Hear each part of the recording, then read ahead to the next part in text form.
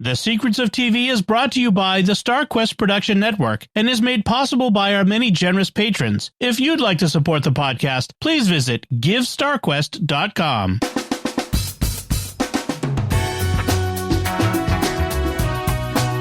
You're listening to The Secrets of Television. Hi, I'm Dom Bettinelli, and here on The Secrets of Television, we take a closer look at the stories behind the stories, exploring the themes, characters, and hidden meaning in the shows everyone's watching, and the classics worth remembering. And that's what we're doing today.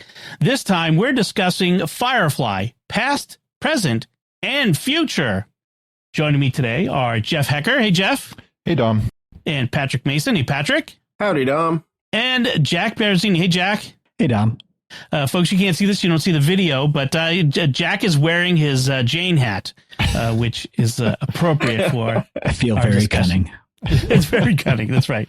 Folks, be sure to follow The Secrets of Television and Apple Podcasts. We're on Spotify, TuneIn, your favorite podcast app, or at the StarQuest YouTube channel at youtube.com/StarQuestMedia, where you should like, comment, subscribe, click on the bell to get notifications, and share the podcast with your friends. This is a new podcast for us, and we're still growing our audience. And I think that people would like what we have to do here. Especially if you've seen some of our other podcasts on the network, check it out and share it with other folks. Help us keep growing. So this time we're talking about Firefly, the 2002 TV series that had a 2005 film, and had one season and launched into the hearts of millions of fans forever. So we're going to talk about Firefly and its where it is, where it's been, why it is endured. Before we get into, a description of Firefly, even though everyone listening probably knows, I do want to start off by just asking about your background with Firefly. Were you there at the beginning? Did you get introduced to it later? How many dozens of times have you watched it? the handful of episodes that exist. Jeff, why don't we start with you? What's your background with Firefly? Yeah, so I might have watched an episode of it when it was on TV back in I think it was 2001 or 2, whenever it was on TV. I remember seeing commercials for it and really being interested in it, but it was because of the weird scheduling. I may have only seen an episode or two at the time. And I didn't really think about it or hear about it much because that was really kind of early internet days, and I was toward the end of high school. And then when the movie came out, I was like, oh yeah, I remember that show. So I actually went to see the movie. I believe I saw it in theaters, but I having not seen the full show, the full season. So I had a little bit of a roundabout way from most people probably. I saw the movie, and then a few years later, I was able to watch the full show, and I've watched it several times since. And I've been, whenever they announced the new animated series, I started a rewatch. And at this point, by your time you're listening, I'll have finished it. But yeah, I just love the show. Watched it several times. I think it's just, and it's easy to rewatch because it's not many episodes. But it is not. Yeah, but it's just one that I always like. Even though I know exactly what's going to happen in most of the episodes, I still enjoy coming back to it again and again. So, and I think it's just a testament to the characters and the acting and just, I mean, even the visually, the effects, like the practicality of the sets all look great. Even the visuals for the time still hold up, pretty well because they didn't, do too much crazy CG or whatever at the time. They're did pretty well with all that. So I think it holds up really well from that aspect too. So yeah, I just love the series. Patrick, how about you? Would you come to Firefly? I don't believe I ever saw it on TV during its initial run. I think I was introduced to it by friends watching, late night college, on a random Tuesday or Thursday night, and ill-advised watching of TV into the late night hours, having to get up at 8 a.m. and go to math class, kind of a thing. The routine. And I really loved the show, fell in love with the show. I fell in with a whole bunch of nerds while I was in college. So we all really enjoyed the show. All went to the movie together when it came out in 2005, cheered it on. Got to see a whole, at the time I was doing a lot of going to science fiction conventions, including the ones we hosted at the college, and then going abroad. So I got to see a lot of these people in person. I will say Nathan Fillion is one of the best con people. If you ever get to go to a panel with him, he's amazing. He does a lot of fun stuff with the audience and with the other people there. And so it was just part of the kind of, nerd cultural zeitgeist that was Firefly in that time frame. Nice. Jack, how about you? So I think I was aware of it when it first came out. I was 11 in 2002, so I wasn't really watching that. I was mostly watching a Star Trek Enterprise, unfortunately. But I ended up watching it back when Hulu came out, when Hulu was free. Back in those good old days, they had Firefly on there. So I think I watched the whole thing over 2 nights. Absolutely loved it from there. I bought the DVDs a long time ago. I've probably bought them more than once. I was able to introduce my wife to it when we were dating, and she absolutely loves it. We've got all the comics. We've got a couple of the novels that are of varying quality, but yeah, it's a good show, and I'm glad it's coming back. Yep. So I guess I'm the only one who watched it in its first run then, because I was anything sci-fi on TV I was going to watch, like a Space Above and Beyond. It was around the same time.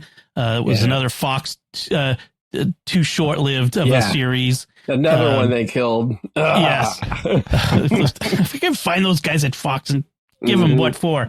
But I remember this. I remember watching the train job and being confused because that was the first episode, right? Yeah. Except it wasn't the pilot. They showed them out of order famously. And but being hooked, like, wow, what is this? It's a Western. It's in space. The banter, the patter, the characters, it was all just so good. And so I was hooked from the beginning and devastated when it was done. In fact, I don't think the last couple episodes actually aired in the first run. Yeah. You only I think saw them when they released the DVD set a few years later. I think Heart of Gold and Objects in Space, if I remember correctly, didn't actually air at the time. And then when we got the DVDs a few years later, I remember like over Christmas, just obsessively watching over and over again.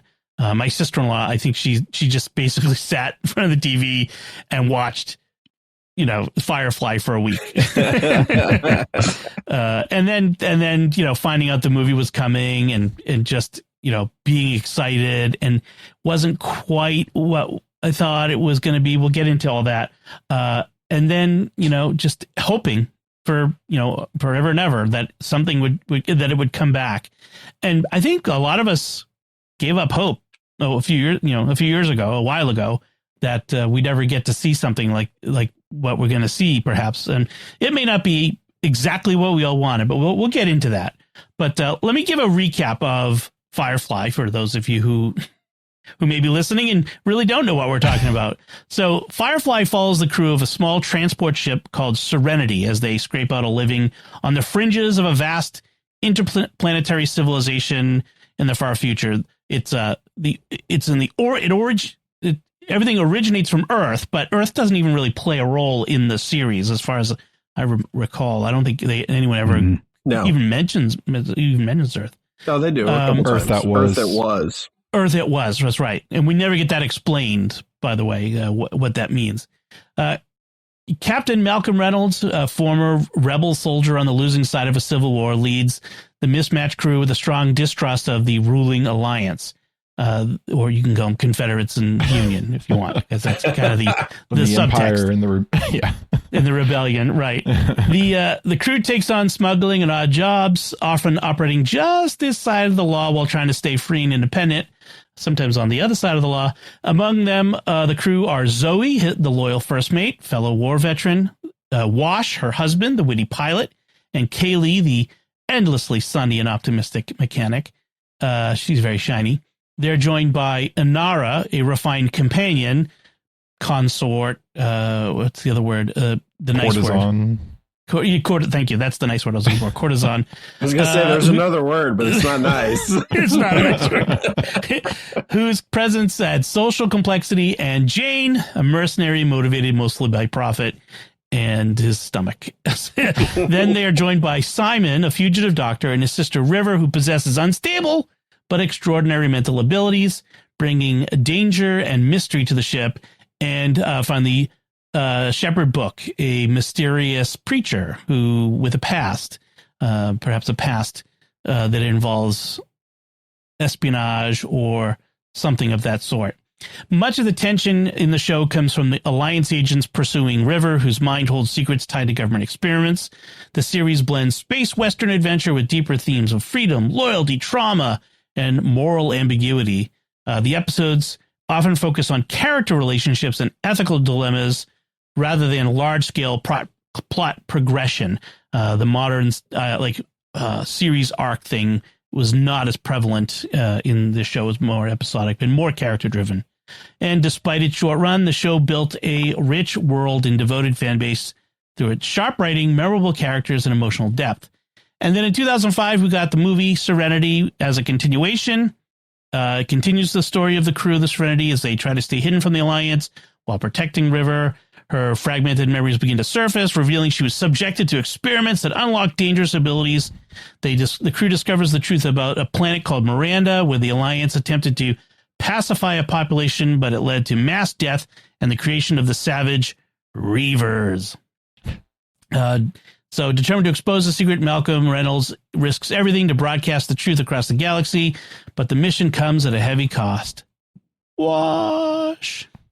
And forcing the crew to confront sacrifice, loyalty, and the consequences of choosing truth over survival. So, and you've heard us mention that there is a revival of the series. In March 2026, Nathan Fillion announced at a con called Awesome Con that they are developing an animated version with the whole original cast involved, except for the actor who played Shepherd Book, who is deceased.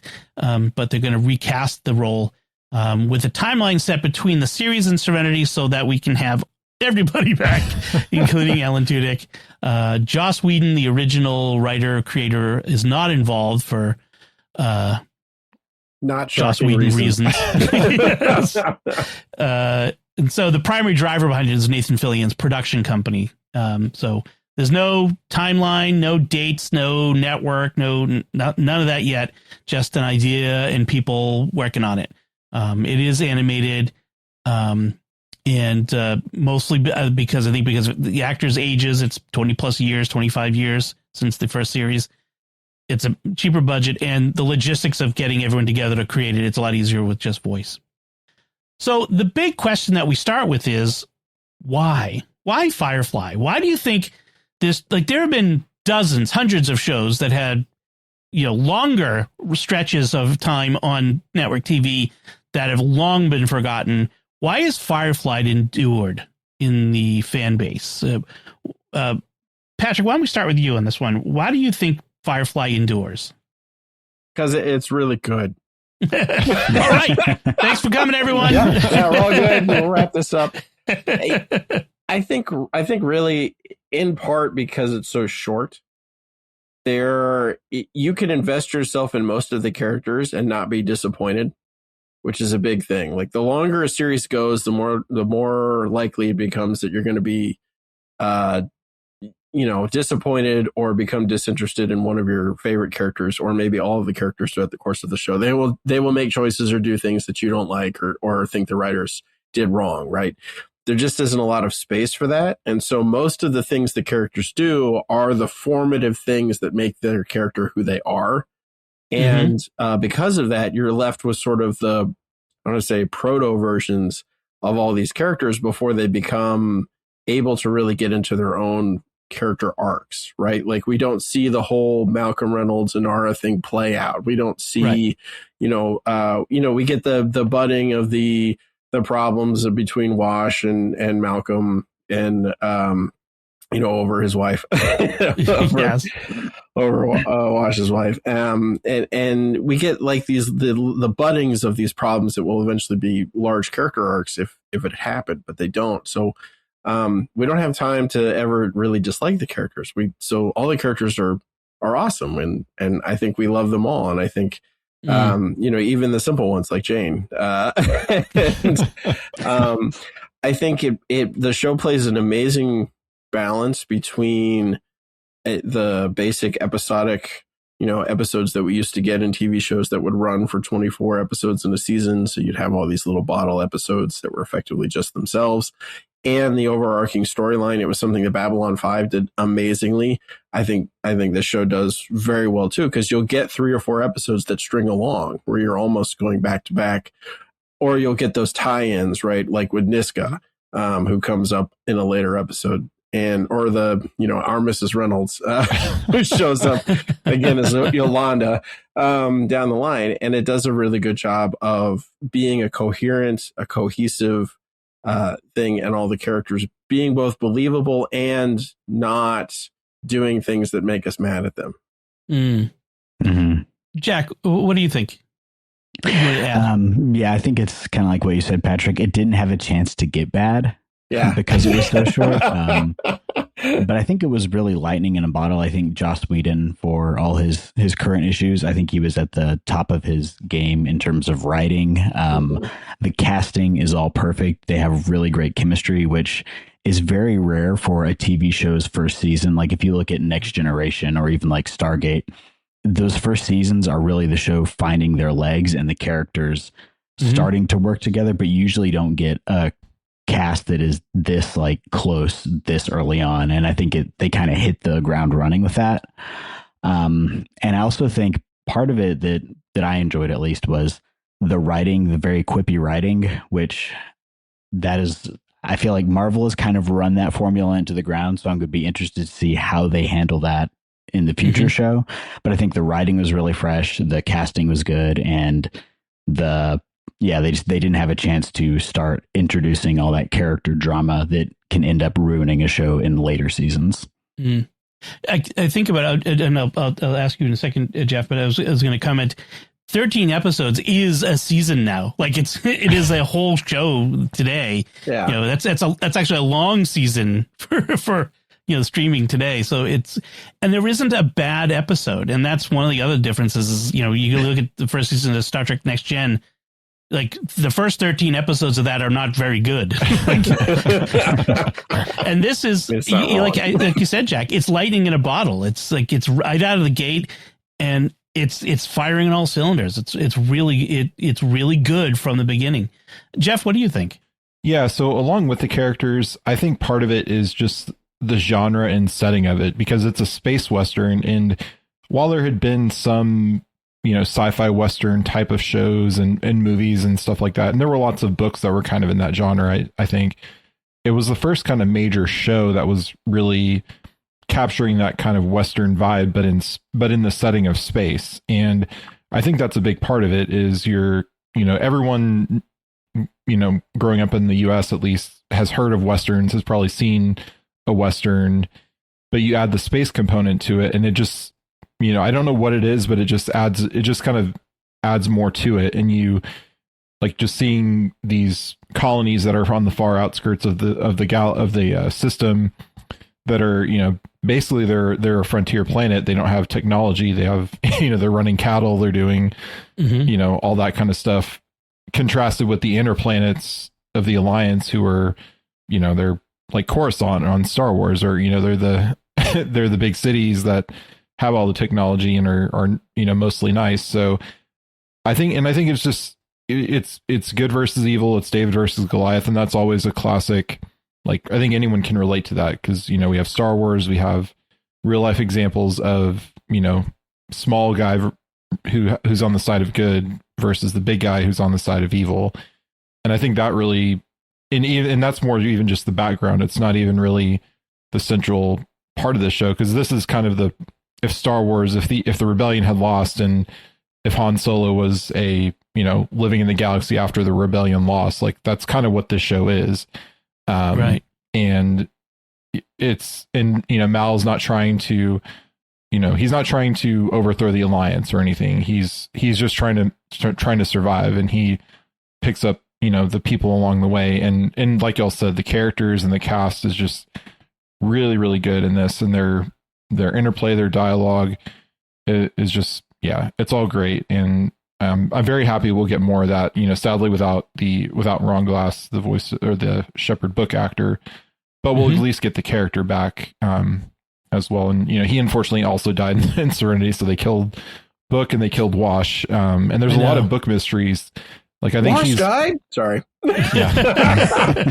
Doesn't he come back as a robot in the comic or book or something? Like, there's some weird storyline like that, I think. I feel bad for Shepherd Book because he always gets overlooked. Like, everyone always is mad that Wash dies, but people don't have the same reaction with Shepherd Book. I feel like Shepherd, he kind of had a life, right? He's lived out his life at that point, and Wash, I think, still had some living to do.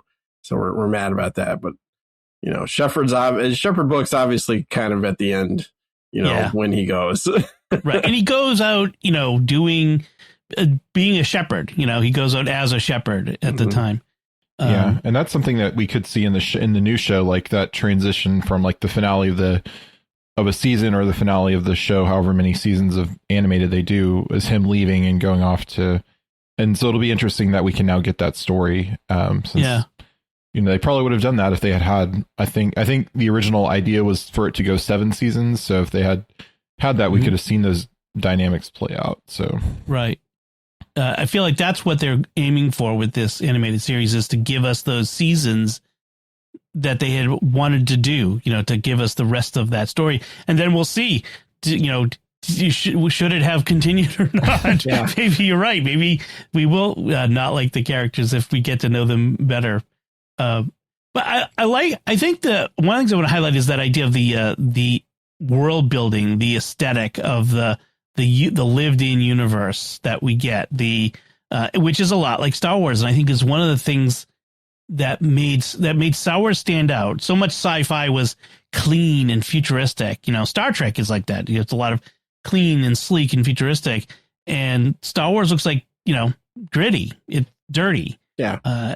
And we've got cattle on board a spaceship. I mean, that's just craziness, but it's I don't know. I think it was so different at the time. And I think that's one of the things that made it kind of stand out, was how different it was. And I think also, so a lot of shows have been like, the whole space Western thing has kind of been a genre for a long time. Like, I think Gene Roddenberry even described, like in his pitch for the original Star Trek series, he called it the wagon train to the stars. Right. But I feel like this is the first time, other than maybe Cowboy Bebop, where you got like a literal space Western, where it's like literal cowboys in space. Yes. They look like cowboys. They talk like cowboys. I agree. Like, even like The Mandalorian takes a lot of its style from Firefly, a lot of inspiration from it, but it's not quite a space Western. I mean, there's a cantina, and in the first season there, where he meets with Carl Weathers. Carl Weathers. Carl Weathers. Just Magistrate Carl Weathers. Grief Karga. Yeah, whatever. And Paula Creed. And so but there's a feel of a Western, but it's not literally a Western like Firefly. It's even the theme song, is right straight out of John Wayne, Western. You could, if John Wayne walked off the down the ramp of the Serenity, it wouldn't shock me. I mean, it's just that sort of thing. Yeah. So and I someone think has made that AI video of that. Oh yeah, that's out there. It's got to be. I hope so. Some for the Discord. The other thing that I think really made this show was the group dynamic, the found family aspect of it. That there is no like villain per se. I mean, there's this amorphous alliance in the 2x2 Hands of Blue thing, and there's sort of a faceless enemy. It's really a bunch of people against a cold galaxy, a found family. And I think that aspect of it, and again, that's another thing Joss Whedon did well. Buffy was a similar thing where you had Buffy and her friends. Yeah.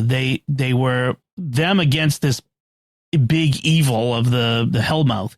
And I feel like that's part of the recipe for what makes these good. Yeah. And he did the same thing with Angel, right? It's Angel and his team versus Wolfram and Hart. And it's the same formula. But I think, funny enough, I think Firefly is probably the best one. And I'm not sure if it's simply because it's the last one and he's had so much time with it, or if it's more the lightning in the bottle, like if it's getting all those actors together and having them work so well together. Because I, in the interviews I've seen and the panels I've been to them, they act with each other very similarly how the characters act with each other on screen. Like it's almost like they're almost not playing a part. Right. Yeah. That's an element of acting that's at that level, the professional level, that it's kind of, I don't necessarily understand it, but it's like how you make that separation between self and the character. And sometimes what you see on screen is that chemistry and dynamic between the actors and not just between characters. I mean, Nathan Fillion is a rare talent. I've enjoyed him in everything that he's done. Castle, The Rookie, all that stuff. So he just does such a good job as Mal Reynolds, as this guy who is, he's been beaten down but hasn't given up. He is that classic Western hero. He's like John Wayne in so many of those movies where he's been, beaten and bruised and defeated and won't give up. You can't make him stop. And I think that's one of the things I think that really is at the core of this. If without him, none of this would work. I mean, he's the key to this whole show. Yeah, and I think a big part of Mal is just the idea of freedom, like because he grew up, from what I'm remembering from the show and other materials, is he grew up on a planet kind of on the in the outskirts of the system, raised on a ranch basically, and eventually joined the Independents, the Browncoats, fighting against the Alliance, and his ship is called Serenity because this Serenity Valley was the site of the Alliance's victory over the Independents. And I can't remember if it's quoted in the show or if I think it is, where they say if you're, if you were in Serenity Valley, you never actually leave. Like basically kind of the idea of you're always going to be, you're kind of, your old self died in that valley, and you're kind of always going to live with your post valley self. And so he's just like, I think constantly just trying to get freedom, trying to just keep flying, keep the ship going as long as possible. But still, he'll take jobs and then find out, oh, this medicine was actually supposed to be for these people and not, I don't want to give it to a crime lord. So he's, so he does have that heart of gold, that code of honor too. So yeah, he's a very interesting character, I think. I mean, they all are, but I think he's, like you said, he's the captain of the ship and kind of sets the tone for everyone. He doesn't have lofty goals. He's not trying to defeat anyone. He's not trying to, make $1 million. He's just trying to keep his ship going and go and just get by. And it's an interesting character dynamic. I mentioned that the name of the ship, the Serenity, at one point, someone does mock him for, you named your ship after the battle that you were defeated. Like that's just crazy. And it's interesting because it's such a, it's a dynamic, and I say this as someone not from the culture, but it's a sort of Southern cultural phenomenon. This sort of, we may have lost, but we still got our honor, right? I mean, that. Yes. Yes. Those of you from the South, the three of you who live in Southern places from me. Yeah. That idea, that Southern honor, like I hold my head high in defeat. Yeah, and it's Joss Whedon got the idea for Firefly from reading The Killer Angels, which is about the Battle of Gettysburg. So he was kind of thinking about, because after the Civil War, a lot of the Confederates ended up moving out west because they didn't really didn't have anywhere else to go. Right. And a lot of what we know of as Western gunfighter culture comes out of Civil War veterans, especially the Southern Civil War veterans moving into Texas and then moving from Texas out into the West. I just read a great book on the gunfighters and how Texas was what sort of created the Western gunfighter culture. And that all grew out of Southern honor combats, the dueling. Yep. Yeah. So you could see the roots of that in this clearly. I mean, it's not subtle. The connections to the American Civil War. Yeah, and there is an episode where Mal fights a duel with a sword, but not pistols. But what? Yeah. There's a what? I'm sure he knows which end to hold. And that's one of the things I think that really set this apart. And it's really the Joss Whedon signature, which is the dialogue, the banter. It's always so fast and witty and fun and cool. Buffy had the same. And I think, what have you mentioned? Like the Avengers, like Marvel has really taken that forever. But I really think it comes out of the Avengers movies that Whedon directed. Mm-hmm. That type of like banter style that Marvel has really kind of might have driven to the ground. I don't know. But it'll be interesting to see, can these new writers that they've got for this new animated series, can they replicate that? Is it something that we're going to see, or are they going to just try to do something completely different? And if they do, will it still be Firefly? That's one of the big questions for me, when thinking about that. And that's something I've noticed because they have a bunch of comics that have come out that have either continued the story or been like in between the movie and Serenity. And there's also a couple novels. I read one of them, and honestly, the writing and the dialogue just do not translate well to either a comic format or a novel format. And I think the people who they're having write it are not at the same caliber. So it just comes across as it's kind of cringy. And that's one of those things where it's really, really hard to do well. So I'm going to be interested to see how they handle that. Yeah. Yeah. I'd add something I'm definitely wondering about, because in any animated storytelling, when you use animation, there's always these conceits that you use depending on the animation style and how it works. Right. And the easy ones to go back to are like the Looney Tunes conceits, which are nobody's actually harmed by anything, or, there are always these. And to me, I worry that it's going to be difficult to move from a space where it was a real show with real people, real actors in real space into an animated format, and making sure that the conceit of whatever that animation form is doesn't overshadow the show itself. Yeah. So one of the showrunners of the animated show that we'll have is Mark Guggenheim, who famously did Arrow, and in its best seasons, Arrow was one of the best shows on TV at the time. And he also I think he worked on other shows in the Arrowverse. I don't think he did Flash, but I think he did like Legends of Tomorrow. And he also did some of these some Netflix animated stuff, like if you've heard of Troll Hunters, and it was kind of a CG animated show on Netflix, and some other spinoffs. So he has it in, and I did watch Troll Hunters, and it was pretty good. So he does have experience in that realm of animation, and that was more of a kid's show. But he's done the Arrow, and he's done other things. So I think it's probably not going to be Joss Whedon level, but I think it can be. I think it'll be close, just because of his experience writing like team shows, because like Arrow and Legends of Tomorrow and those shows I think they were the best when the team was all working together and all like, always, teaming up, rather than when they were kind of individually doing stuff. So. Right.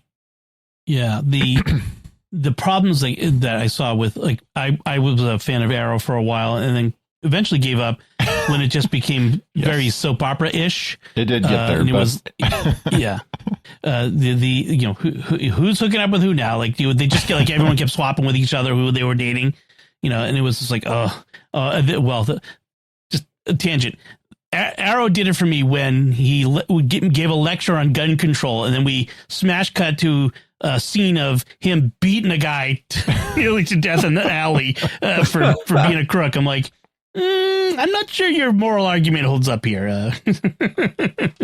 But that's actually one of the concerns I've heard is that Guggenheim and his wife is also another one of the writers, that they're known for being sort of having their ideological viewpoints very apparent.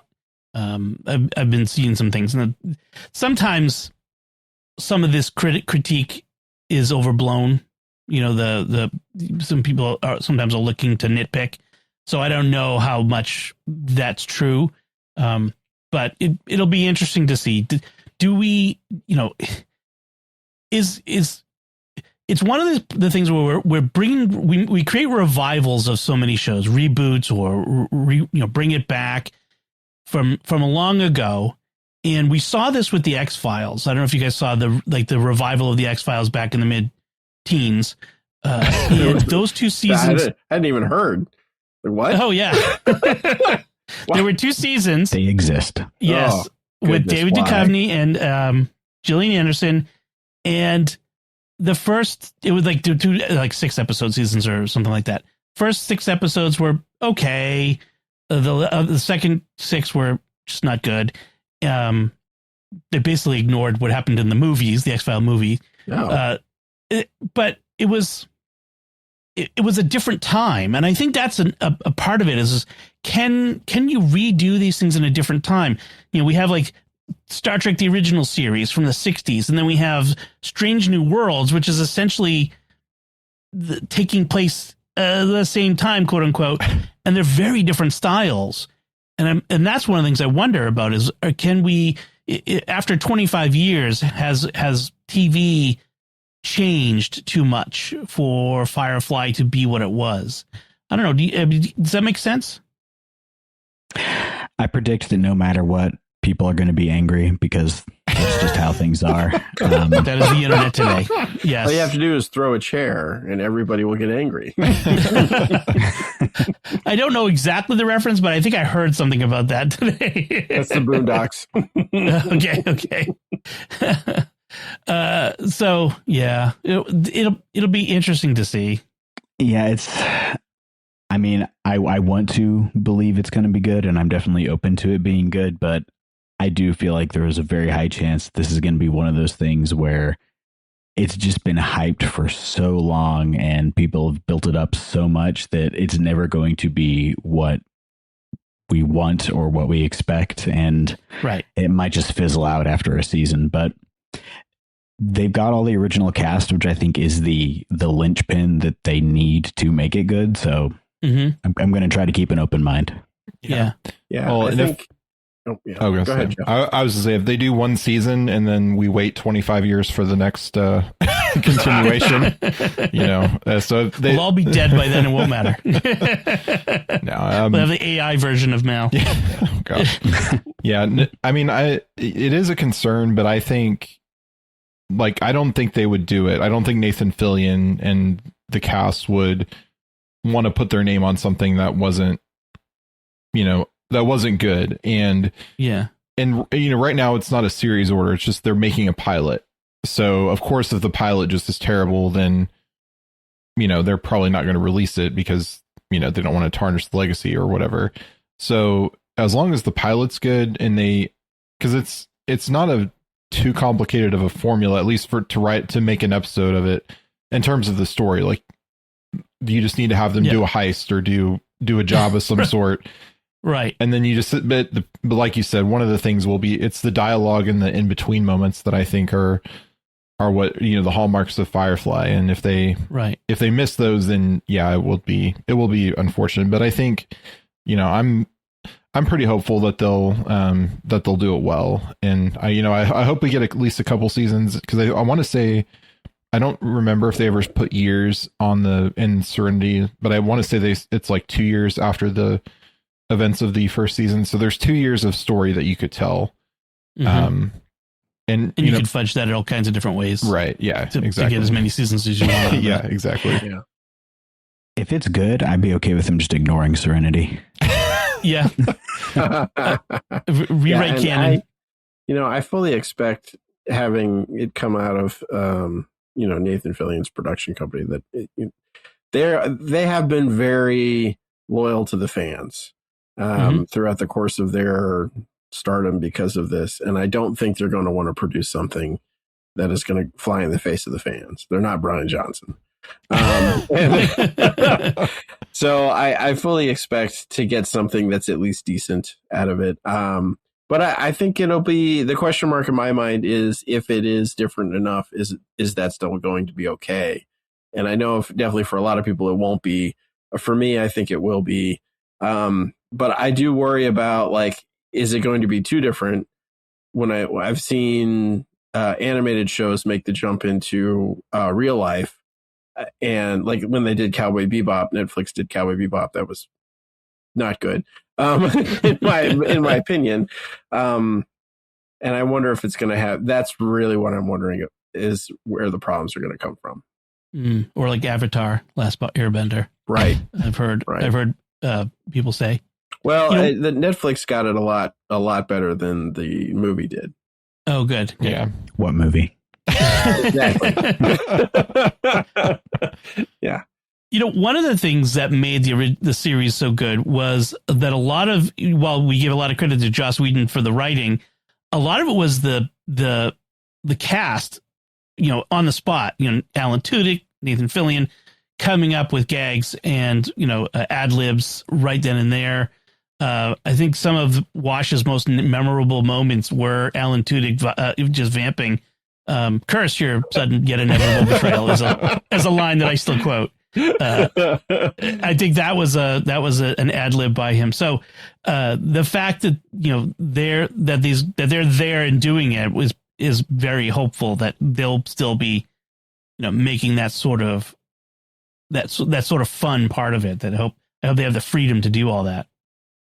And I know Babylon 5 a couple of years ago, they came out with an animated like movie that was basically for the fans, had a lot of the original people. I still haven't seen it because I've not finished Babylon 5 yet, but I heard it was pretty good, so it might be something similar. Yeah, we were gonna. I think Father Corey was gonna lead a discussion on that. We never actually got around to doing it on Secrets of Movies, but that it can work. And again, 25 years later, not everyone looks the same. So you got to do something a little different if you're going to do animation. I like the idea, and you can have good animation. And what I've seen of the mock-up, like they just drew this is what the characters would look like in this animation style, I'm happy with. And the animation can be great. I mean, Star Wars Clone Wars was a great story. It had complexity. It was a really good. I mean, it was uneven at times. I mean, there were some episodes were better than others, when you have so many of them, but it was still a great animated story. And that 7th season, like, especially the ending, man, I'm not sure I've had an emotional punch from an animated story since the last time Bugs Bunny got over Elmer Fudd. Clone Wars is a funny example because I refused to watch it for years because I hate the animation style so much.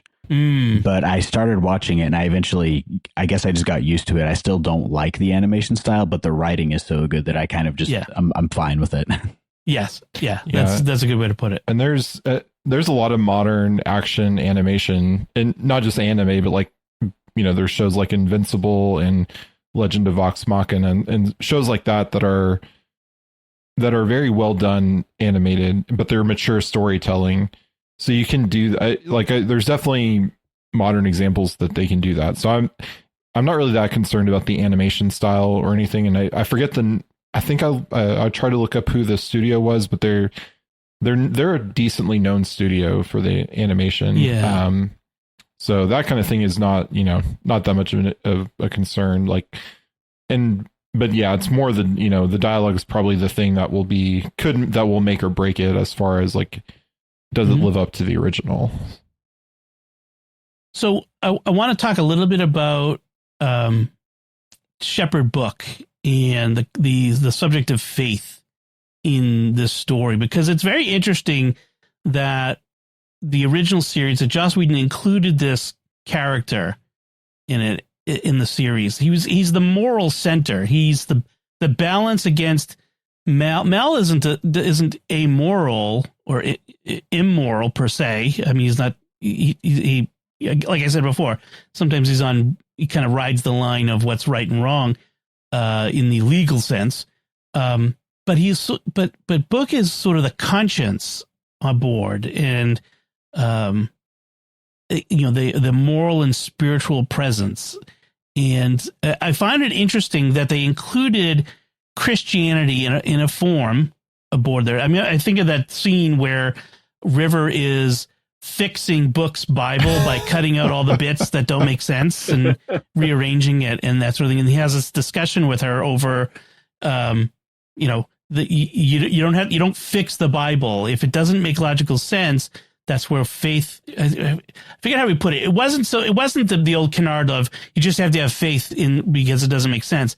But he said something that was really better, which was along the lines of don't fix faith, River. Faith fixes you. Right. Excellent. Thank you. Yeah, that's what I was trying to get at. Yeah. So I think of Shepherd Book as a very interesting part of this whole story. What do you guys think of him and his relationship to the other characters? Yeah, so for me, he's definitely one of the most interesting because he's got a very mysterious backstory. Like he has connections with the Alliance, but yet he's a shepherd. And I don't know if they've ever discussed anything in comics or books or other things about his background, which they could, I hope that they explore that in this show, because in just whatever was in those books that gave his backstory, that they do something different. But like in the very first episode, when he's kind of just wandering around looking for where he needs to go, and he joins the Serenity, and one of the first things he does is he brings Inara dinner, and this is after Mal had basically told Book that she's a companion, she's a prostitute, and he shows up to bring her dinner, and like he's just doesn't care about her job, he cares about her as a person. And I think that's just a hallmark of Book, is that he just cares about everyone, and he tries to protect them in his own way. Like thinking of the our Mrs. Reynolds when he's telling Mal, she's not you may be married to her, but don't take advantage, Yes. Or even I just watched the episode where I think it was War Stories, where Mal and Wash go on a run and the crew has to go rescue them. And Book's, he's armed and he's shooting people, but he's not shooting to kill. He's maiming, he's hitting the kneecaps. Yeah. So yeah, he's definitely one of the more interesting characters, and has a lot of question marks that I hope they get to explore. I really like how he's portrayed as a man of faith, and that is portrayed as a positive aspect, but he's not either some super two-dimensional goody two-shoes Bible thumper or he's secretly evil. Because I feel like that's that's the direction they go. He has a very real characterization about him. And in that comic, basically, I know this is spoilers for a comic that came out probably 15 years ago. Basically, he was like a high-ranking Alliance like officer, and he had an ambush that went wrong, and it was a very like kind of what you would expect. So I hope they don't do the same kind of backstory for him. Mm-hmm. I would honestly be fine if they don't give a backstory, because I could see that going wrong. I'd rather it just be mysterious. Right. Yeah, and there was the episode, they do have that kind of, religion or Christianity or whatever that's kind of in that negative sense, because there's the episode where Simon and River Simon's captured because he's a doctor and he's taken to this, backwater village, and River has her, telepathic abilities, and they call her a witch. And so it is portrayed in the show, but Book, I think, he's a very positive example of it, because he's not calling River a witch, and he's like, he's doing everything he can to help everybody. So I do like that. I'd like that they don't just go immediately, all religion is bad, all Christianity is bad. They have Book as a positive example of it. as long as they have, positive examples, it's not always negative. Like I'm okay if they show like people who are superstitious and whatnot. I mean, that's fine. There's all aspects to Christianity. There's good and the bad. So I'm okay if they show people being hypocrites. That's fine, as long as we have someone who's not, who takes their faith seriously. There wasn't there an implication in the movie Serenity that the operative, that somehow Book knew him, or that they were connected, or that maybe Book himself had been an operative in the past? There's an episode where he gets shot. I can't remember exactly the context of it. Basically, he gets shot. They have to go to an Alliance ship to get him medical help. Otherwise, he's going to die. And right. It's revealed that he has an identity card, like an Alliance identity card, that basically is a clear pass to get him through, no questions asked. Yeah. Right. In the movie, it's what he tells Mal. When Mal comes to him to ask advice, he just explains what's going to happen. And Mal's like, how do you know all this? Like, how would you know what this secret operative from the Alliance is going to be able to do? And Shepard's like, yeah, I don't have to tell you. But, right. Shepard was always one of my favorite characters. I mean, sometimes he was the foil. Sometimes he was shocked by, what other characters did. The very earthy aspects to some of the other characters, but it was fun. I mean, but he's such a well-rounded character, and that's one of the things I like is the connections between the characters. Like you have Mal and Zoe, who are war buddies. And then you have Zoe and Wash as a married, like the oddest couple of a married couple you can imagine. And then you have Kaylee, who, she's not Scotty, but like she's like bubbly and friendly and, very, in some ways a little naive, but also worldly wise. Very, and then you have very cosmopolitan Simon, and it's a very interesting mix of these connections and relationships. I really, that's, again, I think the heart of what makes this show so good is these relationships between them. So let's kind of start to move toward a wrap up of our discussion. We haven't said too much about the film yet, but I think one of the things that sets the film apart from the series, and maybe why the film didn't do as well as it could have, because I think it got away from those things that made the series so compelling, was it became less character driven and it was much more plot focused, action focused. It was about this thing with River and the Alliance, which I suppose is, the difference in storytelling between a series and a movie. What do you guys think? What was it that made Serenity different from Firefly?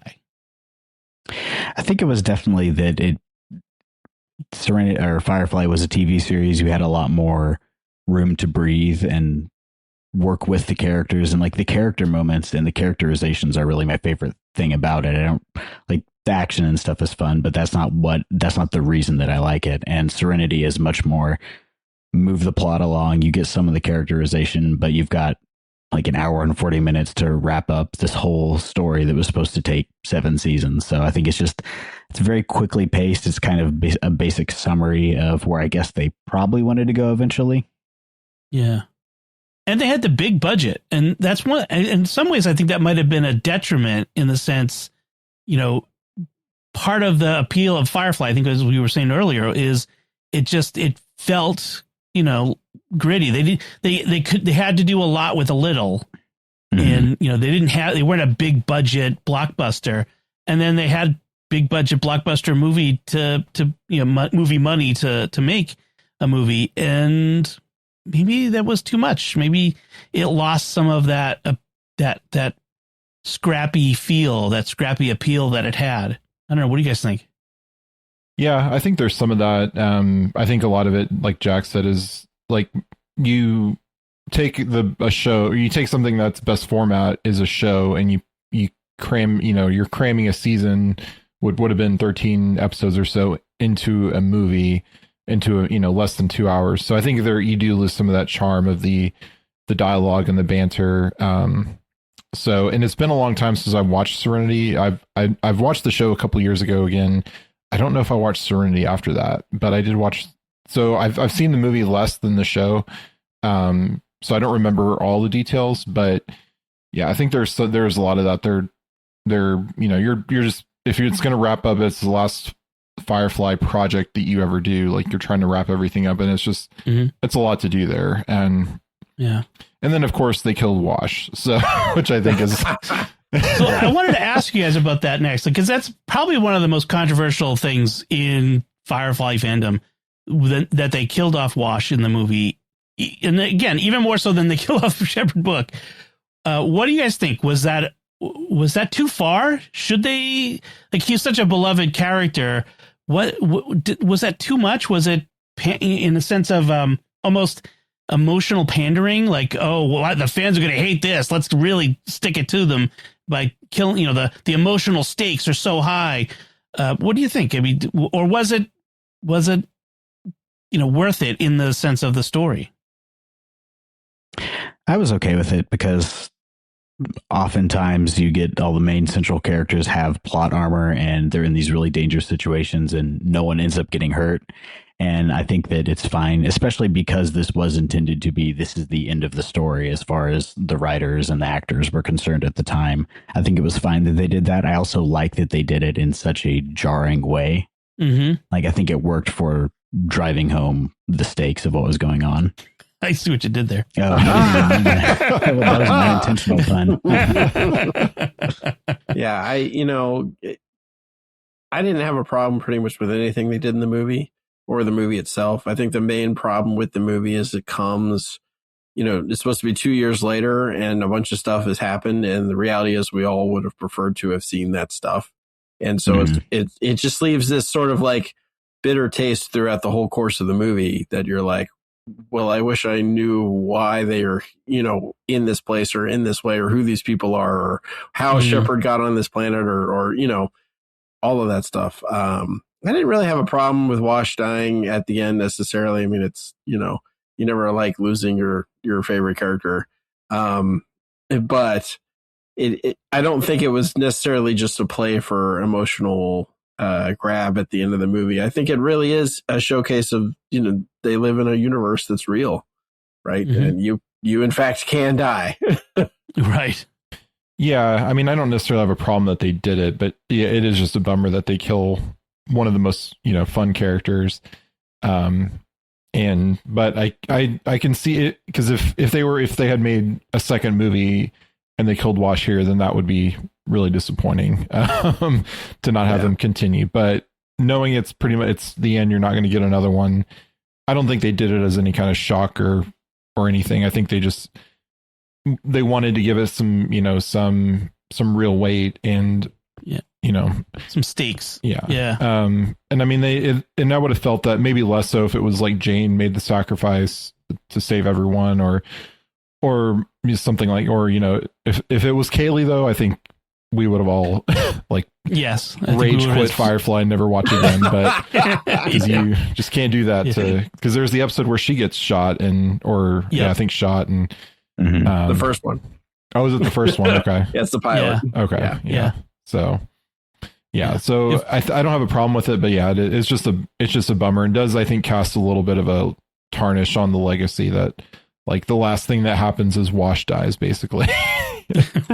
Right. Yeah, the old Wash dies too soon. But we'll get him back in the show, which I think is the smart thing to do. They don't have to worry about recanonizing Serenity or decanonizing it or anything. They can tell a story that's within the window that the characters, that both Book and Wash are alive. So and it gives them, and of course it does mean they have plot armor the whole time. So right, we know they all survive. Yeah. To the end of the animated series. So so I guess it also means they're not going to, unless again they decanonize the movie, they're not going to tell us the mysteries behind River or Shepherd or any of that none of that's going to get revealed in the animated series unless they decide to just decanonize the movie. They can fill in little hints and details though, which would be nice. Yeah. Well, and they could show us, the audience, without telling the characters who wouldn't have known, right? This is true. Yeah, entirely possible. They could even start bringing in the operative, like his backstory, maybe. I wonder if they would do anything like that. And and the movie started to tell us more about the companions too. We were getting a little bit more about Inara and her background as well, which is also mysterious. We didn't talk much about that, but the mystery of Inara's background and the relationship between Inara and Mal, which is a whole other aspect of it. The whole thing. Yes, it is a whole thing. The prostitute with a heart of gold trope. I mean, there's a bit of a trope in that, but the will they, won't they, which was another trope that you get in shows. And again, like you were saying, Patrick, earlier, like if this had gone on for 6-7 seasons, would they have, would they have gotten together, and then where do you go from there? Does that ruin that tension and stuff? So, that's a part of it. So, as we kind of head toward the end of our discussion, I want to throw out, what do you think? Is Firefly ultimately an optimistic or a cynical perspective show? Is it optimistic or cynical? However you want to phrase it, optimistic human nature or the world or whatever. Do you think which one do you think it is? Or is it neutral? I'd definitely say it's optimistic overall. Yeah. Like, it's not optimistic in the way that, everything is going to be perfect, but it's optimistic in the fact that you have all these people who can come together and work together. And even though they have issues, they can overcome them. Right. It's not politically optimistic in a sense, right? Like the alliance is the alliance. It's not utopian like how Next Generation tends to be. It's realistically optimistic about human nature. Right.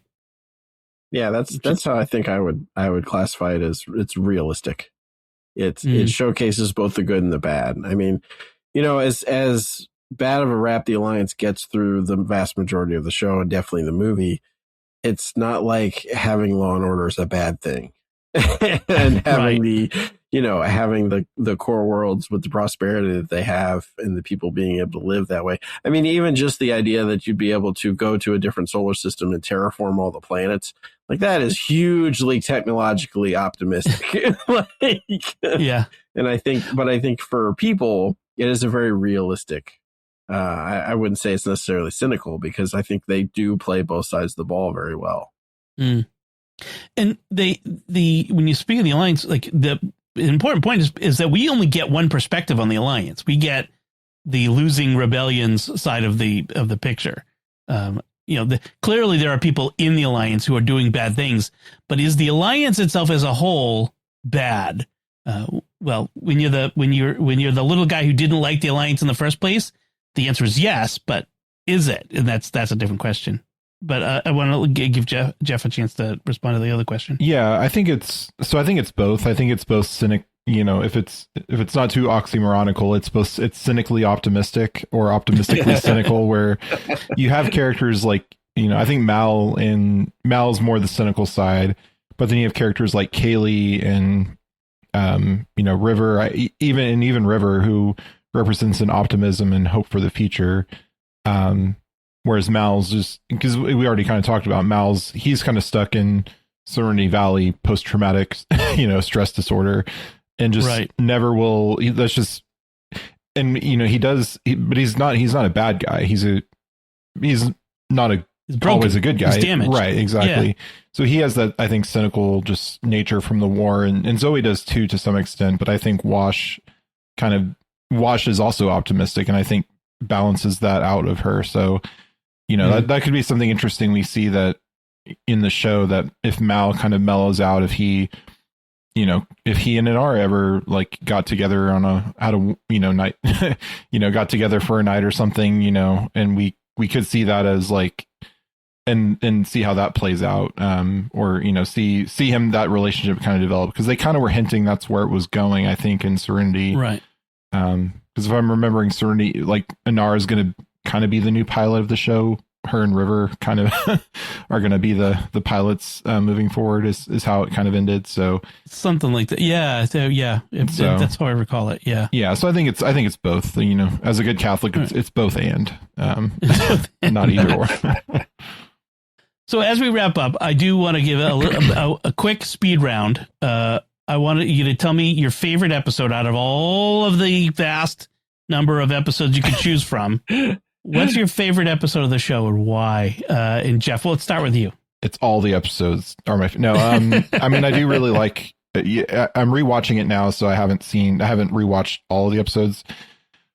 But I was kind of thinking about, and I think it's probably going to be, my answer might change day to day, but I think right now, and I haven't gotten to it yet, so maybe my perspective will change, but I really like the message, which is, it's the one where, I think it's called The Message. It's the one where Mal and Zoe's old kid who was in their squad in the war. A dead body in the mail. Yeah, they get a dead body in the mail, and I forget all the details of it, but I think it really encapsulated their experience in the war and their experience of it. And I wish I'd watched that one before I said it's my favorite again, but that one is really good. And I think it's summed up very well at the end, where the character is basically kind of leaving them a message saying, you know, you can't go home again. You're kind of, you know, you have to move on from where you are, is from what I'm remembering. And that episode also has like Jane getting I think that's where he gets the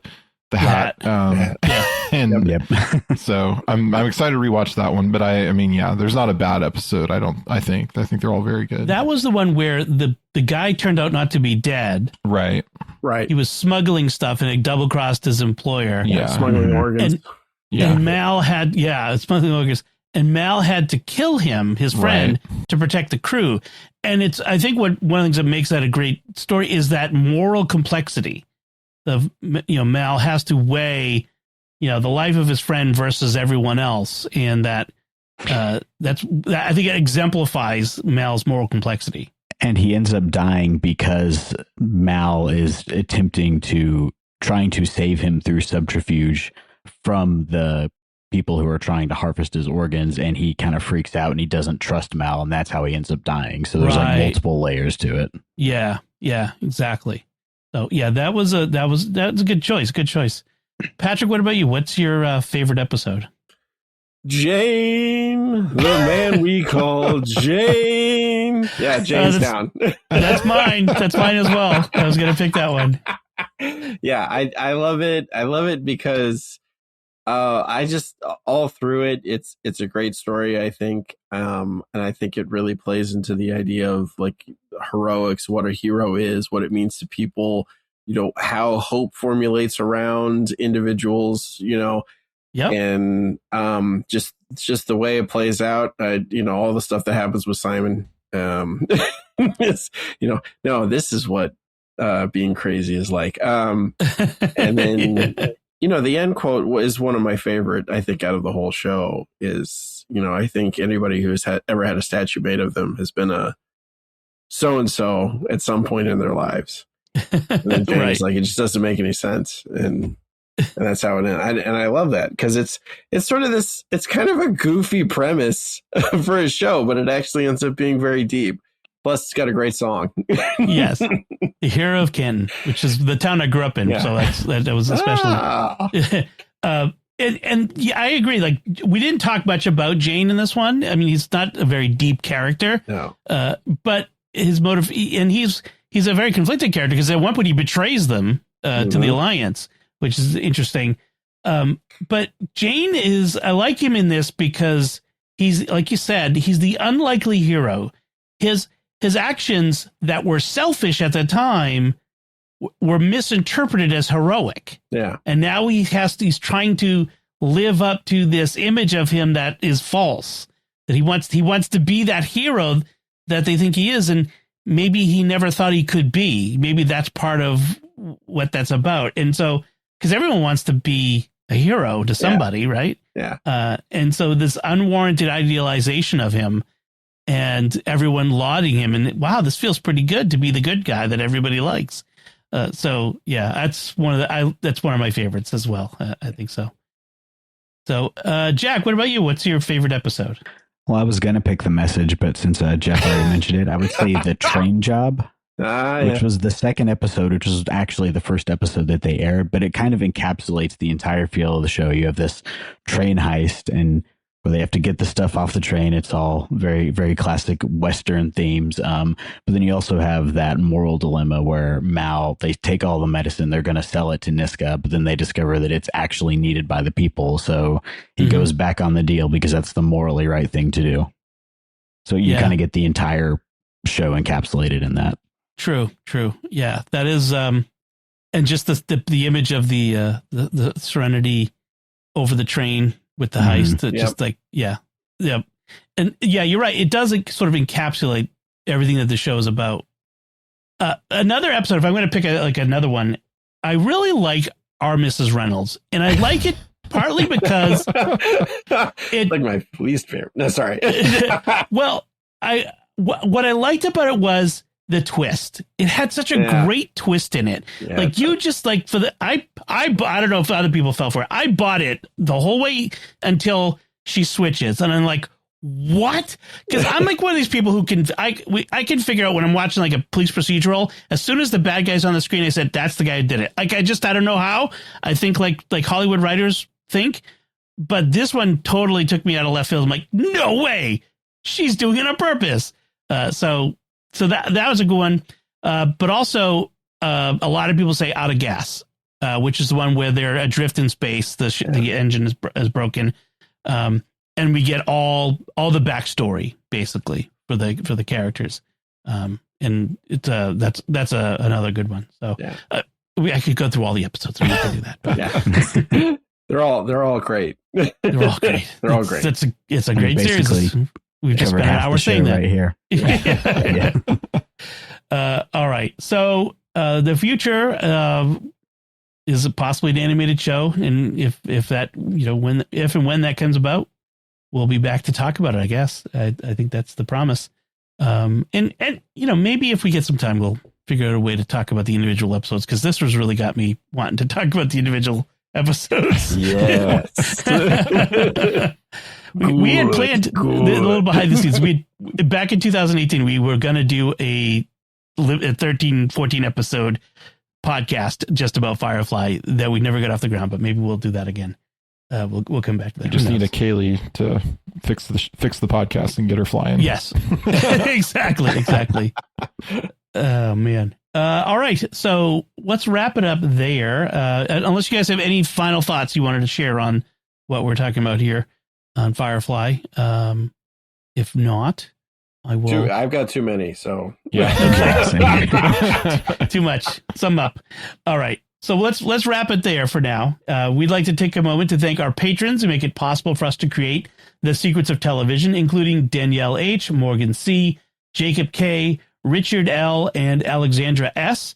Their generous donations at GiveStarQuest.com make it possible for us to continue The Secrets of Television and all the shows at StarQuest. And you can join them by visiting GiveStarQuest.com. So that's it from us this time. We'd love to know what you thought of Firefly, its past, its present, and its future. And you can do that by commenting on the show at sqpn.com/TV, or send an email to tv@sqpn.com. Visit the StarQuest Discord community at sqpn.com/Discord. And until next time, Jack Barruzini, thank you for joining me and sharing The Secrets of Television. Thanks, Tom. Patrick Mason, thank you as well. You're very welcome. Mighty fine shindig. Jeff Haecker, thank you too. Thanks, Dom, and you can't stop the signal. And once again, I'm Dom Bettinelli. Thank you for listening to The Secrets of Television on StarQuest. Shiny. Here's another show on the StarQuest Network you're sure to enjoy. The Secrets of Sacred Art. Find it wherever fine podcasts are found or at starquest.fm/art.